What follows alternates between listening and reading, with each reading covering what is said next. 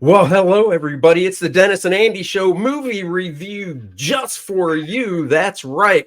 For our subscribers, this movie review is just for you. So if you're just seeing this for the first time, like, subscribe, and share so we get more subscribers. Every Friday, we do a movie review because every Thursday, we see a movie, whether it's at the theater or streaming service, most of the time at the theater. And like you saw this week, last night, we saw Late Night with the Devil. Yeah, Uh, it is a movie that I didn't know about. Dennis didn't know about. He sent me the trailer, what, Monday, I think, or something? yeah. So just to give you guys an idea, we always sit there and look ahead of time because when we're in the movies and we see movies every week, at least one, we've seen, well, I swear, every trailer that's out there. Lo and behold, we have never seen this trailer. I'd never heard about it. Somebody reached out to me and said, "Hey, you need to check this out." I was like, "Never heard of it. What's it on? What's in the theaters? What?" Watched the trailer, sent it to Andy, and we were both like, "Gotta see this." Um, No, I was going to say, so this movie is a Shudder production. I mean, there's yeah, other productions, but it's basically Shudder, which, if you don't know, Shudder is a horror movie app you can download, and it's all horror stuff. That's all it is. Apparently, they're it's been around for a few years, but they must be doing well to basically make movies just like Amazon does now, and Netflix does now.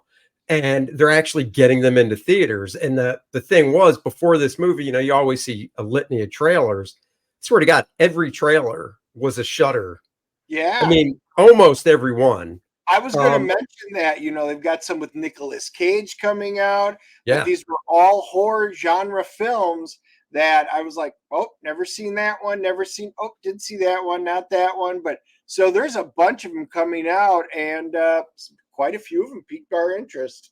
They did. And the other thing I noticed with the Shudder movies is they keep them nice and tight. Runtime, we're talking like an hour and a half generally. I Yeah. don't think I've seen a couple. Well, we've seen a couple Shudder movies. I don't think they've been more than 2 hours. And this one, and we'll get into it in a second here, it was a cool 93 minutes. It was perfect. And Yeah.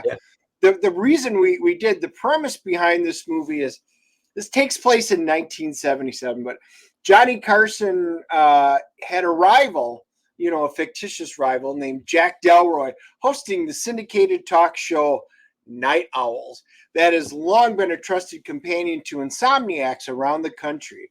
However, ratings for the show have plummeted since the tragic death of Jack's beloved wife. Desperate to turn his fortunes around, on Halloween of 1977, Jack plans a Halloween special like no other, unaware he is about to unleash evil into the living rooms of us, the American. Oh. The movie stars David, I'll screw his last name up, Dasmalkin. Um, Decimal. Dasmalkin. He's a character actor. I mean, I've seen him in lots of stuff. He was in Suicide Squad, Polka Dot Man. Oh yeah, yeah, yeah. He was in Dune. He was in Yeah, Dune, Dennis. he was in briefly in Dune. Yeah, Yeah, he usually plays. I think he was in Dark Knight. he was in Dark Knight. Yep. Yeah, Joker's thug. yeah. I like him in everything, but he's always been in everything just about I can remember seeing him in. He's always a background character, and Yeah. he's got charisma. So to see him be the lead in a movie was very intriguing, and you know, being this late night host, he's got the charisma that came out. He looked like somebody who would be up against Johnny Carson, and I think he pulled off his role incredibly well. He was great. Just to give you other credits, I told Dennis this after the movie. I said that dude was literally just in an episode of The Rookie. I watched that show, The Rookie. He was just in that. He was in The Last Voyage of the Demeter. We saw that last year. Yeah, I'm sure he was in it. I just don't, he does such a good job of like assuming these different characters. It's not that he fades away. He just plays these different characters so well that you don't, it's not a Tom Cruise where you go, oh, it's Tom Cruise or whatever. Right. So he was really good. Other than that, I even usually I don't pull up IMDb. I let Dennis handle all that, but I did for this because I was like, let me see these other actors. I'm sure I've seen these other actors, the key players, like his Ed McMahon sidekick. I'm sure I've seen him. Couldn't tell you where. The producer of the show, who is all about obviously the ratings and stuff, kind of a dick. Sure, I've seen him. I don't know. It really was a heavy Australian cast. So, Oh, okay. they kept the budget low because they went with a lot of people that are usually secondary or tertiary characters. And I actually think they brought a great ensemble of characters to this cast. So the thing that, as we get into the movie now, the thing that really attracted me to this. So this takes place in 1977. Everything felt like it was 1977. Like we were either sitting in the audience as one of the members or we were watching it on TV. They do a great job. And the reason this movie's only 93 minutes long is the first like 5 minutes. It's like one of those 70s, oh, this happened and this happened. It's like a behind the scenes, and they fill you in on all this exposition dialogue immediately up front. And they do it in such a great way. It's like watching a documentary from the 70s. And then it launches right into it. Everything is filmed in the old, almost everything, like in the 4:3 aspect ratio, like you used to watch it on your, say, Zenith hard wooden console television set. Oh, yeah. They did such a great job of recreating everything. The set design, the clothing, the hairstyles, everything that they did, it was incredibly 70s. And you were immediately, the way they filmed this, immersed into, hey, I am sitting here as part of the audience. And they just did a really good job of immediately pulling you in. And speaking of the way they filmed it, I'm looking at trivia stuff on IMDb. They shot it in 20 days. Obviously, it was all set in this one studio, 360-degree set. But they say they shot the film like a TV show with 3 cameras running the whole time because they really want to give you that feel of a TV show. So the basic story, like Dennis said, this guy has to boost his ratings. It's Halloween night, 1977. His first guest is a psychic guy that can, speak to the dead and whatnot, who's pretty cool. His next guest is a guy who used to do stuff like that, but then basically was like, that's it. I'm not going to swindle people anymore. I'm going to lift the veil and I can disprove anything that you see and show you why it's a bunch of bunk and whatever. And that guy, and I'll offer you money, $100,000 check that he had in his pocket if he couldn't disprove what you were saying. Yep, and that guy was a total dick, but he was great. I mean, the actor did a great job. Yeah. And then, of course, the star of it is this female psychiatrist type doctor that took under her wing this. She's 13 now, but I think she was 10 at the time, 7 or 10 at the time. This girl who was part of basically this cult where they did rituals, sacrifices, things like that. And then, the FBI raided the house and kind of like Waco, the cult leader convinced everybody to light everything on fire with gasoline. And this girl was the only survivor. And, in the house, they basically would do these sacrifices basically to the devil. And the whole point is to do live on the show, have her handler, the doctor lady, bring out, the devil in this girl. And that's when things things go a little haywire before, and we're not doing a spoiler review for this because we think it was so good. You should just see it. And if we get into too many spoilers, it will ruin some of the cool shock value and the twists Yeah, and what you think's going to happen. So, we're just going to let you know what we thought. that's right. So yeah, so in the I will, trailer, you I, do see yeah, what? I was just going to say Ingrid Torelli, she plays Lily, which is the young girl. Oh my gosh, she was great. She actually, for the little bit she was in the movie, she stole the entire movie. You've got to have this creep factor, this fear factor, and she had it all. She brought this, and even the way she looked and smiled, and you're like, wow, it was fantastic. It absolutely was. And She was you know, creepy. I mean, she did a great job of being unsettling.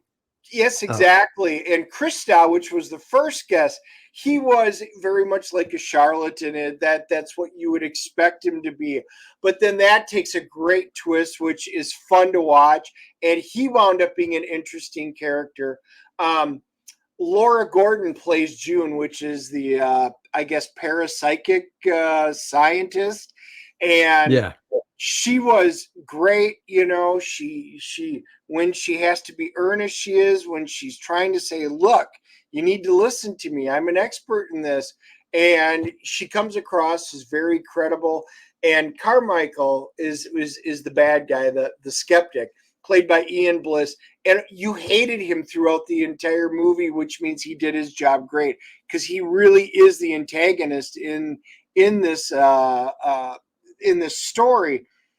So fantastic. They all played their parts incredibly well, so much it never felt out of place. You felt like you were sitting there in 1977, and it made its way through the entire movie, keeping that veil of immersion. Yeah, and one of the other things they did that was cool too is, when they were live, on air, it was in full color. But I thought this was neat. I think the only reason they did it is to distinguish between live and when they would go to a commercial break. But everything in the commercial break when they showed it was in black and white.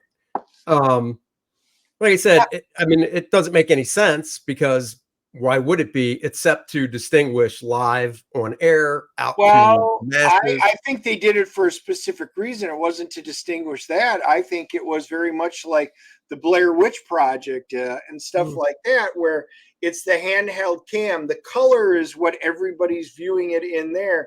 And these were all the people's back cameras that they had back then. And they filmed it, and it looked a little grainier and a little, but they made it look like it was a film from completely different cameras, which it was, and it gave that aesthetic and immediate cut to it, so you could tell when they were live and when it was somebody behind the scenes secretly filming them, because a lot of this stuff was supposed to be behind the scenes footage from 1977.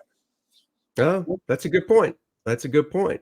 All right, well, that's about as much as we can say without ruining stuff. So let's give it our grade. I think you're first this time. I am. I was thoroughly thrilled with this. I loved everything about it. The trailer made me excited for it. Felt I had a feeling I was going to be let down. I was not. Matter of No. fact, it was much better than I anticipated. Everything about it felt like I was sitting there in 77 being part of this. And I loved it. The only negative was one of the special effects that occurred a few times looked really kind of cheesy and out of place, but all the other effects looked like they were from 1977. They had that complete feel to it. I love the practical effects that they did with this. There was nothing I disliked about this movie, really. All my little gripes are little nitpicks. I would actually see this again, and I actually texted a bunch of people last night saying they got to go see it. I'm giving this a 9.2. This is one of the best horror movies I've seen in a Wow. long time. Wow. High pray a 9.2. Holy crap. Only. Yeah, I loved it. I really enjoyed it too. I don't know if I'd see it again because I don't think I missed anything. You know, sometimes you see a movie and you go, I missed some stuff. I know I did. I don't think I missed anything. But I really did enjoy it. I'm lower than Dennis. I'm giving it 8.0.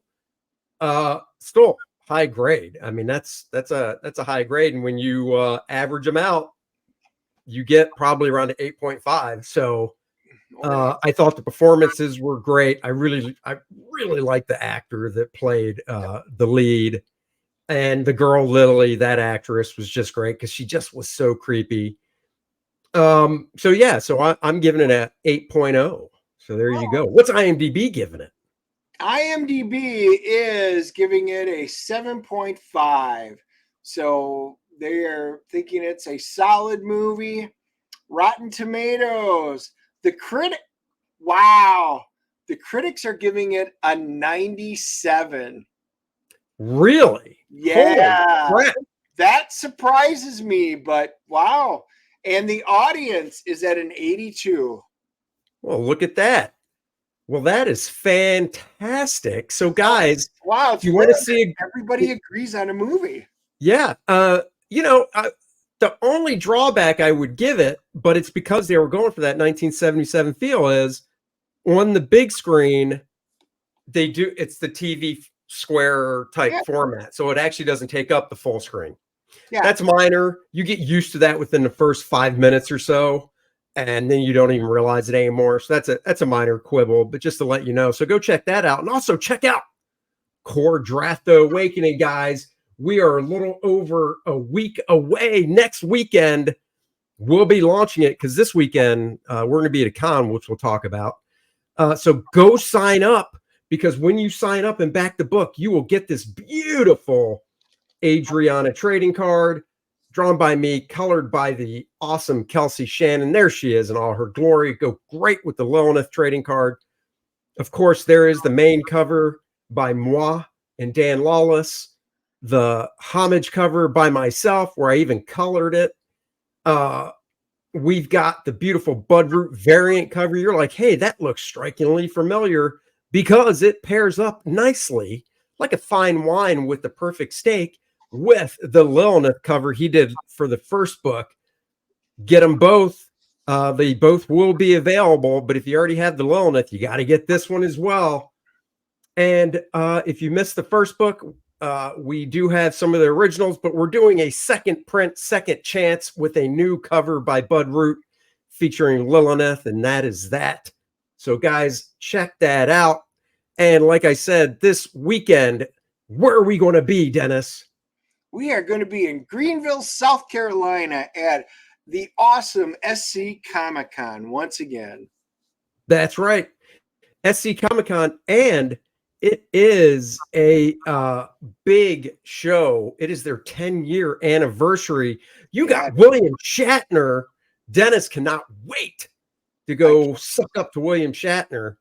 Jim Lee, for one day only, is going to be there. Of course, Dennis and I will be there. Ron Garney, Budroot, a host. It's a great 2-day show. They really blow the roof off with it. Dan Fraga, who is going to be sitting next to us, unfortunately won't be there because kidney stones struck him down at the wrong time. So no Dan Fraga. Oh, very sad. Very sad. Next Wednesday, Chris Wozniak is joining the show to talk about his new project. So be there for that at 3 p.m. Next Friday, we can already tell you guys, we're seeing Civil War Thursday night. So next Friday will be the movie review of Civil War. And we're not talking about the re-release of the Marvel one. Oh, no. This one could hit close to home with how tensions are. It's another A24 movie, so I'll be curious to see how this one goes over as well. Love the A24s. Isn't it your son's favorite? It is. Is he going to see this one? I guarantee it. Nice. You know what else is nice? Here's the Kor-Drath, The Awakening trailer. See you guys later. Have a great weekend. Come see us in Greenville, South Carolina. That's right. Bye-bye, everybody.